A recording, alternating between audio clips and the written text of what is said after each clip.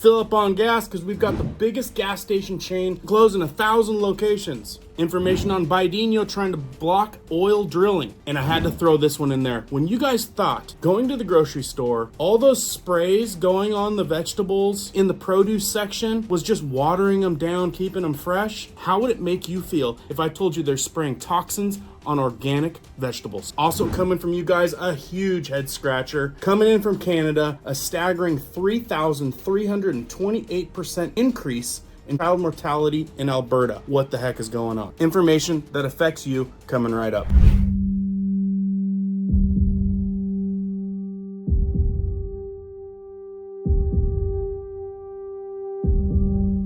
My name is Cohen here at Riverside Homestead, and if you're brand new here, welcome. If you guys are into prepping tips, emergency preparedness, and most of all, news and awareness, stuff that you want to know about, be sure to hit that notification bell so you guys can stay up to date. Let's jump into this one. All right, guys, thank you for starting this video off with a like. It really helps it reach more folks. As you guys know, we just got cracked by a huge storm. And before I dive into all these crazy things I want to tell you about, a quick video and some important information from a guy that experienced some crazy stuff. Bruh, it's a whole blizzard and it's thundering outside.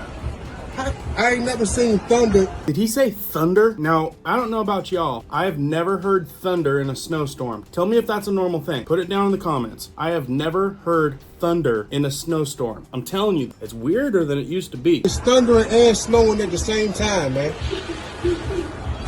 Look how the snow looking. The little balls that they be showing up. How they coming out of the little balls. I don't even want to touch that shit.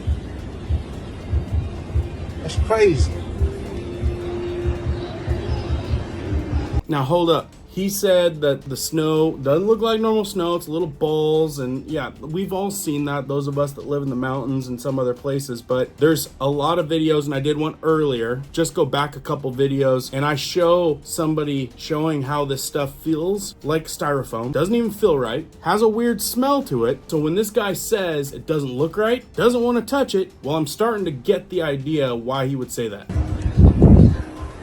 I don't know what's going on, man. I ain't no weather report or nothing like that, but this is crazy.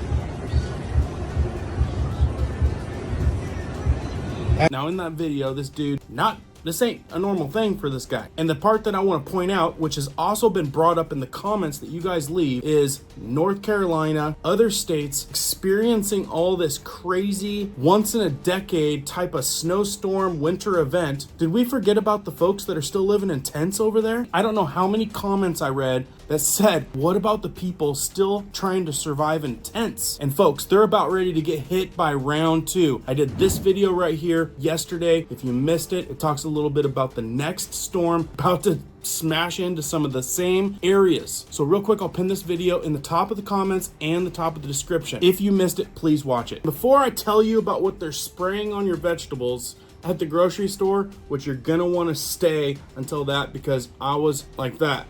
For real. Just a couple seconds on this. The United States has recorded the first fatal case of H5N1 bird flu in a person from Louisiana who contracted the virus from an infected chicken and wild birds in the backyard flock. Of course, like I've said before, the backyard flock. They want to get rid of the backyard flocks. The death was reported Monday by Louisiana Department of Health. Now, apparently this guy was around 65, and there was also a question about the underlying possibility of the guy developing some kind of influenza, which is not clear. Now, the thing about this bird flu, we all question, is it a thing? Is it not a thing? Are they trying to make something out of nothing? Is this thing that's supposed to stay in birds, but we're getting information that it's spreading to cows, spreading to other animals, cats, dogs, humans? The question is the mutation. Is it for real? Could it get worse? And could it get really bad? I have no idea, and I'm sure most of us don't, but we should probably keep an eye on it. This also just in, America's biggest gas station chain closing 1,000 locations. When everything should be growing, population's growing, the needs growing, how do we get to a position where 1,000 gas stations of the most popular chain closing? Just a quick little snippet on that. It's expected by 2030 there will be well over 100 million electric vehicles on the road. I see where this is going. For companies that sell gas, that might not seem like bad news. The Shell,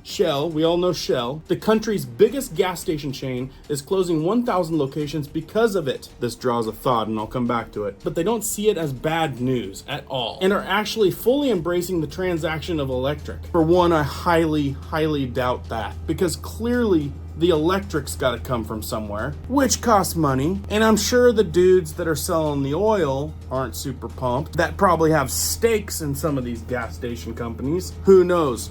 Probably own half of them. That's why we see that not all gas stations are owned by Americans. Just for humor, let me read this next paragraph. Even though by the end of the year, Shell will have 1,000 fewer gas stations, before the end of 2025, they expect to open 70,000 public charging stations and plan to have about 200,000 by 2030. In their latest energy transition strategy report, Shell stated, "We are upgrading our retail network with expanded electric vehicle charging and convenience offers. In response to changing customer needs, we believe growth in oil demands is set to slow in the second half of this decade and could start falling in the 2030s because of increased vehicle efficiency and growing of electric vehicles." Just a couple thoughts, and I'm sure you guys are thinking this too. For one, where's all of our gas and oil going? Are we just needing to ship it somewhere else? Or do we need it for military? And the other thought, you know how busy gas stations are already. Now think about having to chill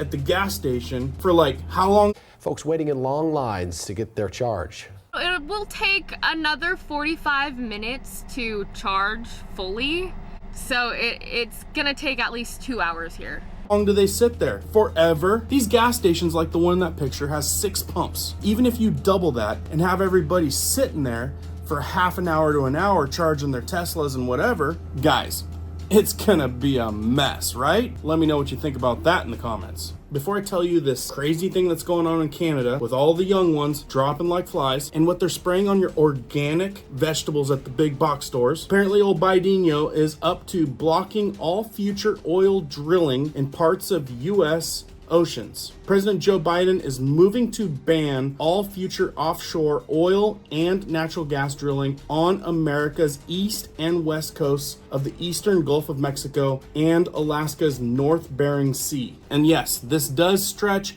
all the way up into parts of Alaska, and they're saying that it's to protect areas that could be potentially damaged due to drilling. If you got something to say about that, drop it in the comments. I'll read it. And to go along with the leadership administration thing, I'm also seeing reports of this. They're trying everything they can to make it more difficult, is the quote. Coming from Newsmax, it says President-elect Donald Trump responded to the Biden's administration transaction efforts as he announced the $20 billion for new DAMAC data centers in the United States. Next on the list, big buzz.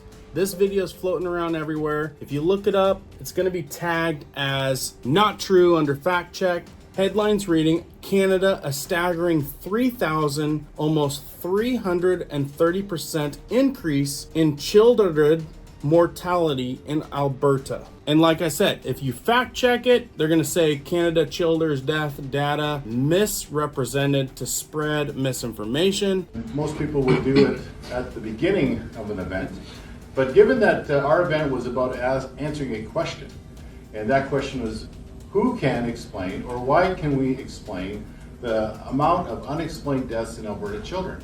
And yesterday I had indicated that I had made a mistake, that the number of unexplained deaths was not 350% as we had stated. It's actually 3,328%. And so I apologize for the mistake. But it was we couldn't believe it when we did it, and I made a mistake with the decimal point. So it's actually 3,328%. Now someone says, Daryl, you made that number up. I did not make that number up. I wish I did. That number comes from AHS data, to which we have posted on our website at injectionoftruth.ca. So like I said, I fact checked it, said it was false, but I thought it was kind of interesting. They're claiming that it comes from AHS data, which you can find on their website to try to validate what they're saying. But from AFP fact check, you go down, it says that it's misinformation, bunch of red X's, no bueno. It was a press conference after an event hosted by Injector of Truth type of outfit, and they validate how much what they're talking about has saved lives and listed a bunch of resources to punch in to validate that. The fact checkers have just been too politically biased and have destroyed more trust than they've created, especially in the US.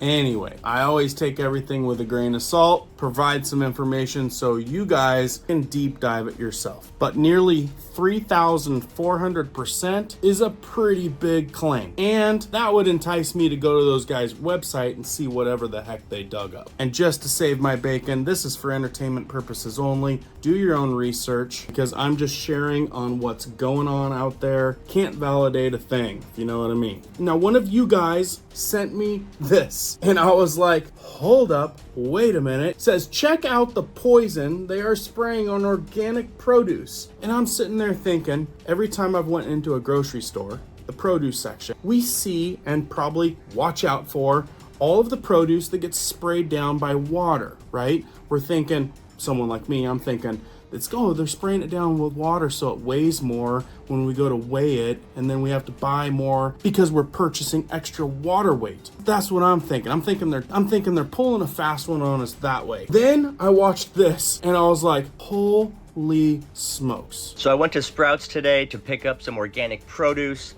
and I noticed a lot of the produce was wet. They have the little misters up at the top of the refrigerator case that sprays them down. And you would think it's just water they're spraying on the vegetables, but I looked up right above the produce section and I noticed this bottle that was hooked into the sprayer. And if you zoom in on it, it says Produce Max, made by ChemStar. And it even has a warning sign on it, first aid, warning if it makes contact with your skin. So I don't really know how good this stuff is, how healthy it is, and why are they spraying this on our organic produce? That's a shame, Sprouts. Folks, is that kind of a shocker? Like, for real, how many of you guys thought that was water just getting sprayed on your stuff? Put it down in the comments, let me know if that was you, but let's check this out. We got Produce Max. Produce Quality Treatment Solution. There in the first red arrow, you can see it says keep out of reach of children. By the way, they're spraying it on the vegetables you're about ready to eat. For example, you get it in your eyes or even on your skin. First aid, if on skin. Take off contaminated clothing. Rinse skin immediately with plenty of water for 15 to 20 minutes.